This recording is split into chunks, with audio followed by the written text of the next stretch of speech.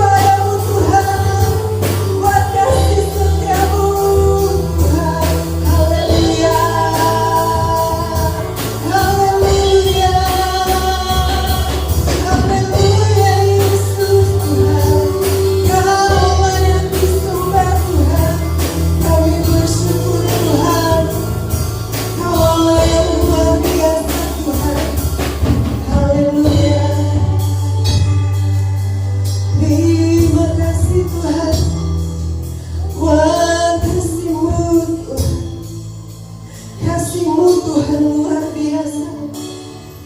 Kasih-Mu melimpah dalam hidup kami. Kami bersyukur Tuhan. Kau Allah yang setia Tuhan. Terima kasih Tuhan. Terima kasih Yesus Tuhan. Kau layak terima pujian kami. Kau layak terima sembah syukur kami. Haleluya Yesus. Haleluya. Dan kami mau lebih lagi Tuhan memuji dan memuliakan nama-Mu. Yang siap memuji Tuhan lebih lagi, sama-sama kita katakan amin. Haleluya. Siap memuji Tuhan? Amin. Amin. Kita mau berikan yang terbaik untuk Tuhan. Haleluya.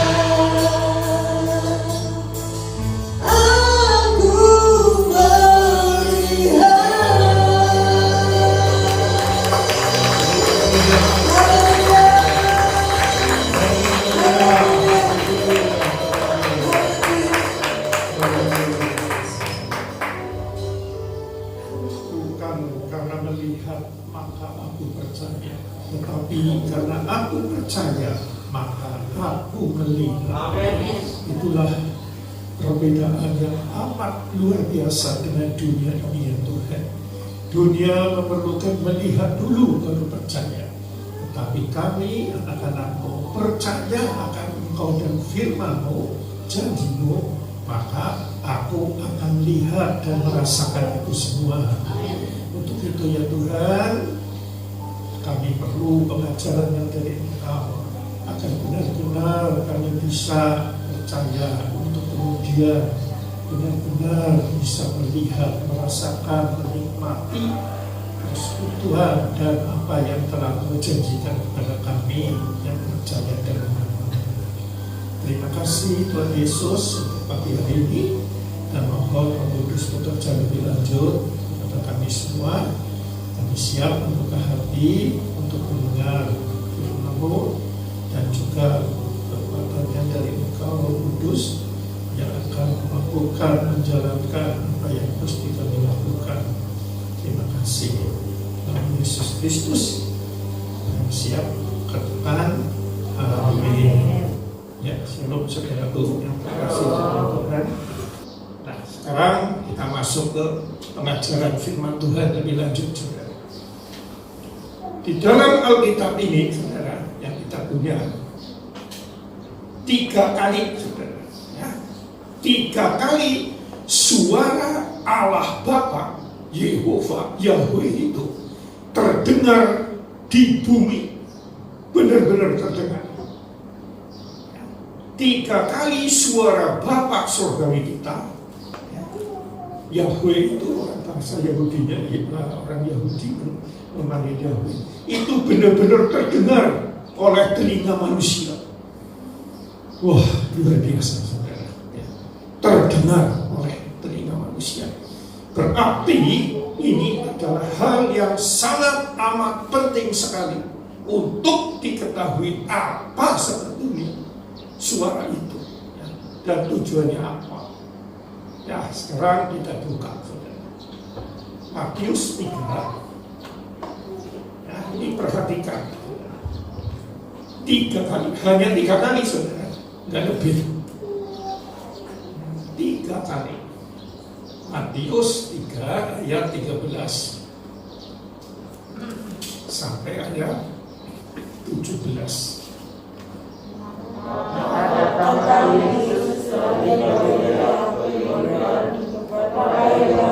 Untuk dibaptis olehnya.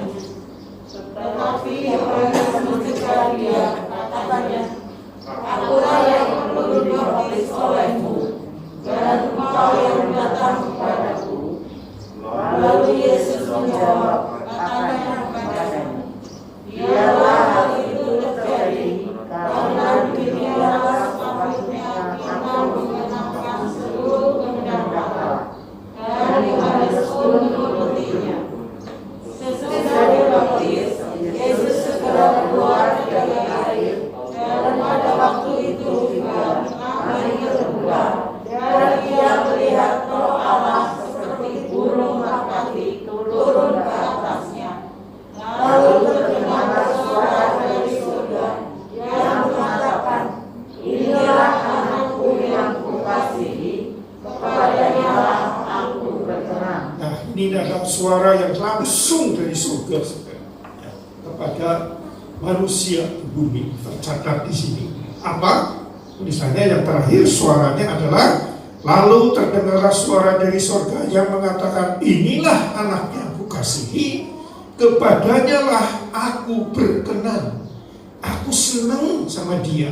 Senang kepada siapa? Kepada Yesus Kristus. Bapa yang mengucapkan demikian dan terdengar oleh orang-orang di sekitar ini, di sekitar Yohanes Pembaptis. Nah, kenapa Tuhan, kenapa Bapa senang kepada Yesus Kristus sampai dia mengucapkannya, sampai terdengar kepada kita semua, kepada orang pada waktu itu. Nah, karena dia itu mau rela melepaskan egonya untuk dibaptis oleh Yohanes Pembaptis. Jadi secara kemanusiaannya itu dia benar-benar manusia, 100% manusia, juga 100% Allah. Dia mau sesuai dengan kehendak Allah, melengkapi sepenuhnya kehendak Allah, yaitu dia mesti dibaptis. Baptis itu lambang apa? Lambang kematian. Jadi dia siap mati dengan lambang baptis itu. Nah, itu Tuhan Bapa kita senang sekali, saudara. Yesus disebutkan seharusnya bukan Yohanes yang membaptis Yesus, tapi Yesus dengan rendah hati karena melengkapi kehendak Bapa dengan sempurna, yaitu kesiapan untuk mati dilambangkan sebagai baptis. Jadi jangan sepelekan namanya baptis, saudara. Kita kadang-kadang dibaptis gara-gara mau menikah, gara-gara ini, gara-gara itu, nggak ngerti maknanya, saudara. Padahal kalau baca Injil, gara-gara baptis, Allah Bapa sampai ngomong, kepadanya lah aku berkenan. Ya, itu luar biasa sekali makna baptisan, yaitu kesiapan mati. Manusia lamanya yang mati, saudara. Nah, dikuburkan, saudara. Nah, sebab karena ini kita akan menjadi Kristen yang manusia lamanya muncul terus di hadapan Allah. Kita sudah mati, tetapi dalam prakteknya hidup, masih hidup manusia lama. Jadi kalau di filmnya namanya itu mayat hidup, saudara. Ya, jadi ini suara yang pertama. Kita pun harus mengikuti ini karena Yesus ada di dalam kita. Yesus melakukan segala sesuatu di dunia adalah suatu contoh agar kita juga mengikuti apa yang telah dia lakukan, yaitu dia dibaptis.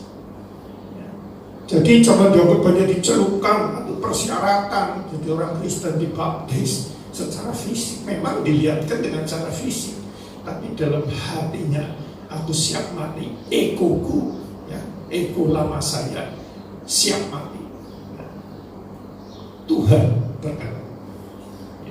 Jadi sebetulnya namanya berkenan itu bukan karena ini, karena itu dan sebagainya secara duniawi, itu bukan. Pertama-tama Tuhan paling berkenan adalah kesiapan bahwa aku telah mati. Nah, kalau sekarang sudah mati bersama Kristus, waktu itu Yesus belum dimuliakan. Jadi di sini kesiapan untuk mati. Ya, maka disebutkan di dalam Roma 12, ibadah yang sejati adalah mempersembahkan tubuhmu atau hidupmu sebagai persembahan yang hidup. Ya, persembahan yang hidup itu persembahan waktu itu di atas mezbah, sudah dibakar, dibunuh dulu, terus dibakar. Namanya dipersembahkan kepada Bapa. Jadi persembahan itu apa? Namanya ibadah yang sejati itu. Bukan datang ke gereja banyak, ya, bukan karena bacanya banyak, bukan karena puasanya banyak, bukan karena menyembahnya banyak, bukan. Tapi mempersembahkan. Itu realisasi daripada baptisan air, ya, baptisan. Nah, ujungnya kalau kita sudah mengerti itu, ya sudah mengalami makna daripada baptisan itu, di mana Tuhan berkenan. Nah, kita selanjutnya kegemarannya adalah dalam keseharian dia menyembah Tuhan, membaca firman, tapi beda.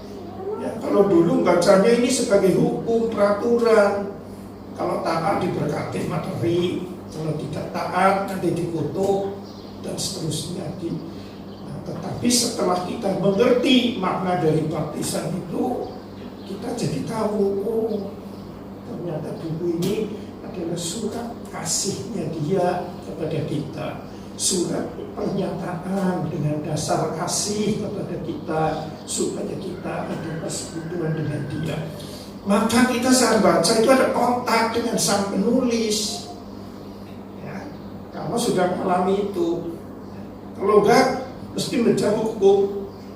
Nah, suatu saat akan saya beri pengajaran, kalau Anda masuk ke dalam firman Tuhan, bacanya tidak pakai kontak kepada Roh Kudus, Anda akan masuk ke dalam kutub, bunda terus kulitnya. puyeng terus, saudara. Karena tidak mengolkan Roh Kudus, ya.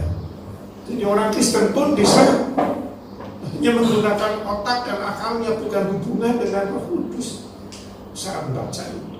Ya, jadi itu yang pertama. Ingat, kepadanya lah aku berkenan. Jadi kalau saudara ingin berkenan di hadapan Tuhan, yaitu tentang salib Kristus. Karena hubungannya kematian ini adalah salib. Betul kan? Bukan mati bunuh diri, saudara. Ini mati yang salib. Ya.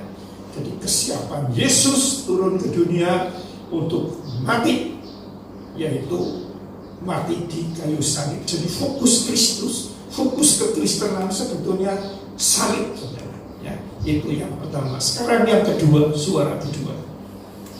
Lukas 9, saudara. Ayat 28 ya, sampai 35. Yuk baca bersama-sama. 2, 3. Kira-kira 8 hari sesudah Yesus membawa Petrus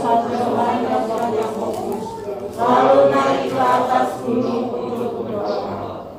Ketika dia sedang berdoa, rupa wajahnya berubah karena pakaiannya menjadi putih berkilau-kilau. Dan tampaklah dua orang berbicara dengan dia, yaitu Musa dan Elia. Keduanya menampakkan diri dalam kemuliaan dan berbicara tentang tujuan kepergiannya yang akan digenapinya di Yerusalem. Sementara itu, Petrus dan teman-temannya telah tertidur, dan ketika mereka terbangun, mereka melihat Yesus dalam kemuliaannya. Dan kedua orang yang berdiri di dekatnya itu. Dan ketika kedua orang itu hendak meninggalkan Yesus, Petrus berkata kepadanya, Guru, betapa bahagianya kami berada di tempat ini. Baiklah kami dirikan sekarang 3 kemah, satu untuk engkau, satu untuk Musa, dan satu untuk Elia. Tetapi Petrus tidak tahu apa yang dikatakannya itu. Sementara dia berkata demikian, datanglah awan menaungi mereka. Dan ketika mereka masuk dalam awan itu, takutlah mereka. Maka terdengar suara dari dalam awan itu yang berkata, Inilah anakku yang kupilih, dengarkanlah dia. Ketika suara itu terdengar, nampaklah Yesus tinggal seorang diri, dan murid-murid itu merahasiakannya. Dan pada masa itu mereka tidak menceritakan kepada siapapun apa yang telah mereka lihat itu. Inilah suara dari surga yang kedua kali terdengar secara telinga fisik manusia, yaitu saat Yesus di gunung kemuliaan. Di sana dia bertemu dengan Musa dan Elia. Kalau secara manusia biasa, ya, mestinya ini Yesus ini, bukan Yesus, kalau secara manusia biasa, dia itu sudah demikian rohaninya, dia demikian apa ya, tingginya, saudara, sampai dia sampai disebutkan berubah, saudara, ya. Berubah wajah, ya, berkilau-kilauan, ya. Tetapi dia tetap fokusnya tidak ke arah itu. Fokusnya tetap disebutkan kedua ayat 31, keduanya menampakkan diri dalam kemuliaan dan berbicara tentang tujuan kepergiannya yang akan digenapinya di Yerusalem. Jadi di waktu itu Yesus mengalami kemuliaan yang demikian luar biasa, saudara. Ya, tetapi tetap fokusnya dia bukan pulang ke surga, tetapi ke Yerusalem untuk disalib oleh para tua-tua orang Yahudi waktu itu dan para ahli Taurat, imam-imam. Jadi kembali lagi di fokus Tuhan itu selalu ke arah salib, saudara. Ya. Yang tadi pertama ya, ke arah salib. Ya. Seharusnya dia manusia tidak berdosa, tapi siap mengakui aku dibaptis. Yang kedua, dalam kemuliaannya dia tetap ingat bahwa tugas saya ke dunia adalah untuk mati ya, di atas kayu salib untuk menebus dosa manusia, yaitu akan terjadi di Yerusalem. Dia tidak goyah, saudara. Kita pun sama. Ingat terus, saudara, walaupun kita suatu saat nanti akan mencapai tingkat rohani yang dewasa, fokusnya tetap adalah kita harus fokus kepada salib, ya, bukan kenikmatan damainya, sukacitanya, ketenangannya. Memang itu didapatkan, saudara, tetapi kalau fokusnya ke situ akan salah arah, ya. Tapi rohaninya akan mundur lagi. Jadi fokusnya tetap, saudara, kepada kematiannya di kayu salib. Dan disebutkan di ayat 35, maka terdengarlah suara teriak dalam awan itu yang berkata, inilah anakku yang kupilih, dengarkanlah dia. Ya, tadi disebutkan inilah anakku yang kukasihi, kepadanyalah aku berkenan. Sekarang disebutkan inilah anakku yang kupilih, ya, dengarkanlah dia, melalui firman dan Roh Kudus. Ya, ini jelas sekali, ini sebenarnya hubungan dengan Tuhan, saudara. Ya. Nah, ini perintah kedua ini penting sekali. Suara kedua ini juga penting sekali, saudara. Dengarkanlah dia. Nah, dengar Roh Kudus ini bukan berarti mesti audible, bukan. Ya, bisa suara lembut dalam hati. Apakah bisa tercampur dengan suara aku, ego? Bisa, tapi lama-lama pengalaman ngerti. Oh, ini suara Roh Kudus. Nah, ini suara kehendak sendiri. Lama-lama ngerti, karena sering ada komunikasi. Jadi jangan sampai kita karena ke gereja atau ikut Tuhan mengejar-ngejar berkatnya atau berkat rohaninya pun tidak boleh. Tapi harus fokus tetap kepada salib Kristus. Maka Paulus disebutkan ya, dia tidak bangga ya, dengan pengalamannya dengan Tuhan, tidak bangga dengan kepandaiannya tentang Taurat dan tentang hukum Taurat, kitab-kitab itu, tentang kesejahteranya dia tidak bangga. Yang dibanggakan oleh Kristus adalah pengenalan akan salib Kristus. Semakin kita mengenal, semakin kita rendah hati, karena sesuai dengan firman Tuhan. Ini luar biasa, saudara. Kunci segalanya adalah salib Tuhan. Di sana disebutkan berkenan. Ya. Yang kedua, dengarkanlah dia. Saat baca, saat nyembah Tuhan, jangan fokus. Ya memang dibaca, ya fokus ke baca, tapi ada kontak Roh Kudus. Dengarkan dia. Dia mau ngomong apa lewat firman ini, maksudnya itu. Ya, dia mau ngomong apa lewat firman ini yang saya baca itu. Beda kan nanti ya. Kalau langsung baca, ya. Jadi seperti baca, dia ada hubungan kontak. Ya seperti baca surat kabar, cerita apa lah, nggak ada hubungan dengan saya ini. Ada gunung meletus misalnya, ini di NTB apa NTB, jauh, nggak kepikir. Tapi kalau gunung yang meletus, Gunung Selamat, karena kita dekat, ada getaran di sini. Kepada firman Tuhan pun sama, ya, kontak pribadi kepada Tuhan. Jadi ingat ya, saudara, baca, nyembah adalah alat, saudara. Alat untuk kontak dengan Tuhan, dengarkan dia. Kita kan sering arahnya di situ. Kewajiban baca, kewajiban nyembah. Nah, namanya kewajiban jadi tidak ada kontak pribadi. Misalkan kontak pun seperti hamba dengan tuannya, ujung-ujungnya minta berkat, ujung-ujungnya minta dilepaskan dari masalah. Padahal yang dikehendaki Tuhan nanti dulu, hubungan dengan aku dulu.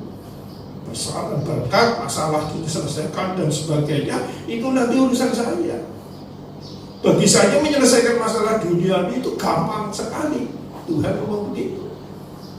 Yang sulit justru bagaimana kamu supaya tidak terjerat oleh masalah duniawi itu untuk kemudian bisa kontak dengan aku. Ini yang susah bagi Tuhan. Banyak kan kita masuknya ke arah itu agama yang untukku terus. Padahal bagi Tuhan yang penting kita kontak ke Dia, kita tuntun, sudah sesuai, nanti masalah yang lain akan diberesi sendiri oleh Dia. Apakah hasilnya pasti cocok? Ya belum tentu. Tapi dengan kata lain, kalau kita ketemu Tuhan, segalanya menjadi beres. Dahsyat sekali sebenarnya. Jadi kembali, Kristenan ini adalah hubungan yang akan bisa direalisasi lewat salib. Tidak, kebanyakan kita nggak sampai.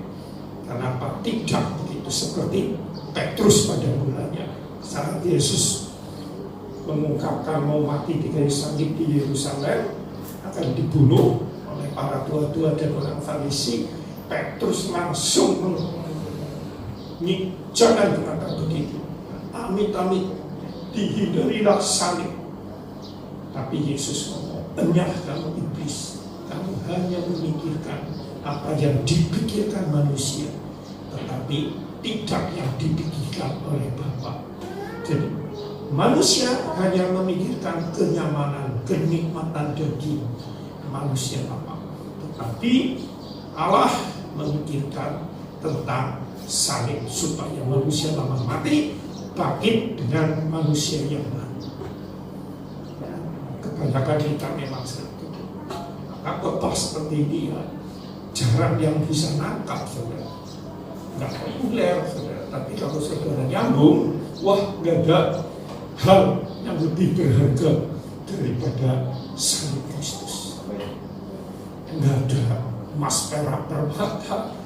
Kalau saudara belum mengalami ini, ngomong emas perak permata tidak ada artinya, bohong. Saudara. Kalau belum mengalami Kristus seperti ini, bohong.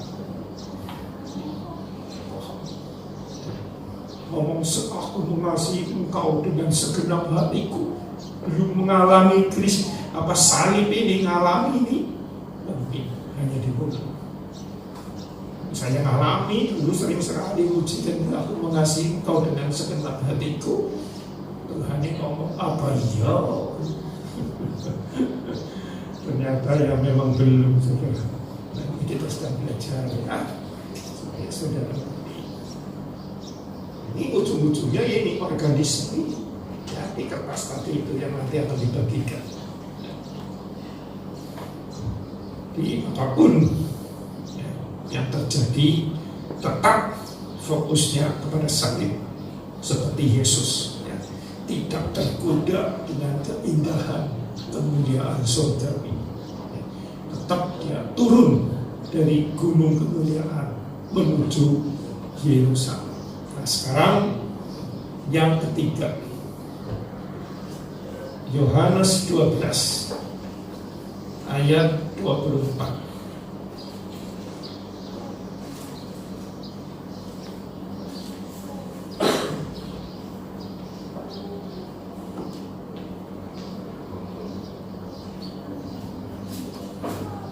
Ayat 23. Ayat 23 ya, mulai sampai 28.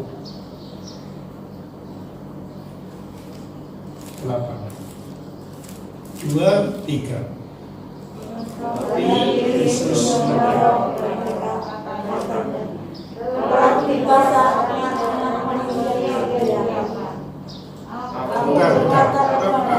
sebentar, maaf. Ayat 20 ya. Nah ini mulai ayat 20, maaf ya. Ya, mulai 2, 3.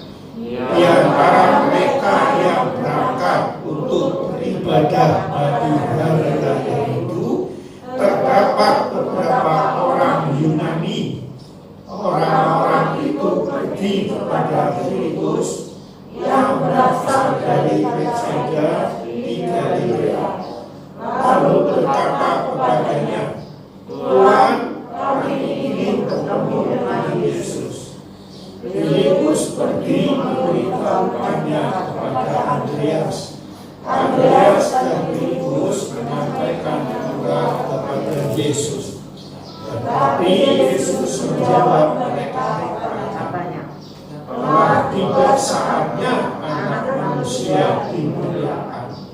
Aku berkata kepadamu, sesungguhnya jika biji gandum tidak jatuh ke dalam tanah dan mati, ia tetap satu biji saja. Tetapi jika ia mati, ia akan menghasilkan yang banyak. Barang siapa mencintai nyawanya, ia akan kehilangan nyawanya. Tetapi barang siapa tidak mencintai nyawanya di dunia ini, ia akan memeliharanya untuk hidup yang kekal. Barang siapa melayani aku, ia harus mengikut aku, dan di mana aku berada, di situ pelayanku akan berada. Barang siapa melayani aku, ia akan dihormati Bapa. Sekarang jiwaku terharu, dan apakah yang akan kukatakan? Bahwa selamatkanlah aku dari sekarang ini. Tidak, sebab untuk itulah aku datang dalam sekarang ini. Maka memuliakan namamu. Maka terdengarlah suara dari surga. Aku telah memuliakannya, dan aku akan memuliakannya lagi. Amin. Nah, terdengar suara dari surga, aku telah memuliakannya dan akan memuliakannya lagi. Ini kejadian ini apa? Kejadian ini saat ini saat Yesus sudah masuk ke Yerusalem, sudah siap untuk diadili, untuk disalib. Ya. Nah, pada saat seperti itu datanglah orang Yunani ingin menjumpai Yesus. Nah, orang Yunani ini orang yang high class, yang orang pinter, ya. Masuk sampai sekarang ilmu kedokteran apa itu dari asalnya dari sana sudah. Ya. Dan sebetulnya dari sudut keduniaan ini puncaknya, saudara. Karena mereka menganggap Yesus ke Yerusalem akan menjadi raja dunia. Jadi sampai orang Yunani ingin mengadakan jalinan melalui Filipus. Tetapi Yesus tidak menanggapinya. Tidak menanggapi akan permintaan orang Yunani itu. Karena dia tahu bahwa saya di Yerusalem tujuannya bukan untuk menjadi raja dunia, penguasa dunia, tetapi untuk mati, ya, dan bangkit pada hari ketiga untuk menebus dosa manusia. Nah, tujuannya di Yerusalem. Jadi dia tidak goyah dengan apa yang dunia sediakan. Dia tidak goyah, fokusnya tetap ke salib. Kalau umumnya kita ditawari begini, wah kebanyakan langsung ikut, langsung menerima, ya, hubungan dengan orang Yunani itu. Tapi ini nggak menanggapi. Tapi dia tetap fokusnya, aku harus mati, siap mati di kayu salib. Ya, hubungannya apa dengan kita? Hubungannya adalah walaupun kita diberkati, ya, materi, diberkati apapun lah, ya, gereja yang besar, jemaat yang banyak, silahkan, uang yang banyak silahkan, tapi ingat bahwa fokus kita tetap pada salib, bukan kepada berkat-berkat dunia atau kepopuleran dunia. Maka setelah Tuhan mengucapkan yang dilambangkan sebagai biji gandum dan mati ditanam, nah itu lambang Kristus, lambang salib maksudnya. Biji gandum untuk bisa menjadikan banyak, dia harus ditanam, ya, ditanam ke dalam tanah, nanti tumbuh dan dia baru bisa menghasilkan banyak. Jadi kalau Yesus waktu itu nggak disalib, ya, kita sekarang belum bisa diselamatkan. Justru melalui salib itulah kita sekarang bisa diselamatkan dan percaya akan karyanya itu. Ya seperti biji gandum, kalau nggak ditanam, nggak mati dulu, ya kelopaknya itu pecah dulu, manusia lama, ya kulit yang membungkus benih itu pecah dulu, baru dia bisa tumbuh. Dilambangkan sebagai salib itu yang memecah, menghancurkan manusia lama kita, untuk kemudian muncul manusia baru. Disinilah disebutkan bahwa aku telah memuliakannya dan aku akan memuliakannya lagi. Ya, jadi dari 3 kata-kata yang terdengar dari surga, semuanya itu mengarah kepada salib, dan semuanya itu Allah Bapa mengungkapkan kesukaannya atas Yesus yang siap dan tidak tergoyahkan oleh hal-hal berkat rohani maupun hal-hal berkat jasmani. Kita pun sama akan terkena tubuh dan akan benar-benar mengalami kuasa kebangkitan. Jadi itu luar biasa sekali, saudara. Jangan dianggap sepele itu salib Kristus. Karena jebakan-jebakan di dunia ini banyak sekali, ya, banyak sekali. Dengan pelajaran ini, ya, kita harapkan semakin hari semakin mengerti dan semakin menghayati namanya salib, yaitu kematian manusia lama dan kebangkitan dengan kuasa baru yang telah mengalahkan. Dahsyat sekali, saudara. Tidak ada yang lain di tempat lain, hanya ada di Kristus Yesus Tuhan. Ya, siap saudaraku. Amin. Salib Kristus, salib Kristus. Tidak ada yang lain. Nanti ujungnya yaitu Tuhan baca firman yang Tuhan, pertanyaan apapun selalu adalah tentang Tuhan, dan manusia lamaku sudah disalibkan mati. Jadi tidak ada kesombongan. Betul, tidak usah mati kok sombong, kan tidak mungkin. Kenapa masih sombong ingin dihargai, show off? Nah, karena manusia belum mati, manusia lamanya itu tidak berkenan di depan Tuhan. Ya, itulah firman Tuhan pada hari ini. Mari kita tutup hati kita berdoa.